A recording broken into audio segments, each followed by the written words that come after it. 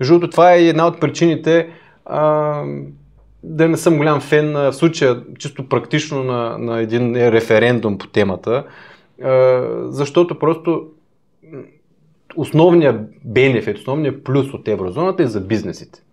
И очевидно, че когато нашите бизнеси станат по-конкурентни и така нататък, това в дългосрочен план ще се отрази добре на цялото общество. Но за една баба Гица или за човека, който работи на, не знам, на пазара или някъде другаде, за него това ще е изцяло неудобство първите няколко години. Ако си на пазара, трябва да имаш две цени в евро и в левове. Ако си някоя баба или чичо или който е свикнал в левове, сега трябва да свиква в нещо ново. Тоест, за една голяма част като бройка хора, няма да има директен плюс, освен ако не отидат чужбина и примерно не ги чарджат допълнително за превалутиране, като се плащат някъде.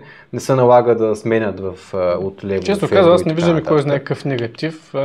Хората са свикнали да приемат нова валута и да оперират с нея много бързо. Аз не мисля, че чак години ще им трябва да научат как се ползва. Аз го казвам чисто, как да кажа, несериозно. Математически. Нали? Ако аз съм един такъв човек, който да речем един пенсионер, за мен в лично качество по-скоро ще са негативите, особено, нали, пак казвам, непосредствено, тъй като трябва да свиквам с нещо ново, може да ме излъжат някъде и така нататък. Тоест, аз директна полза няма да имам. И ние няма как да очакваме, че тия хора ще възприемат, че понеже бизнесите около нас ще работят по-добре с бизнесите в Европа, ще бъдат по-конкретни и така нататък, това в бъдеще ще им доведе плюсовете. Но това може да е след една година, след 5, може да е в една област, друга.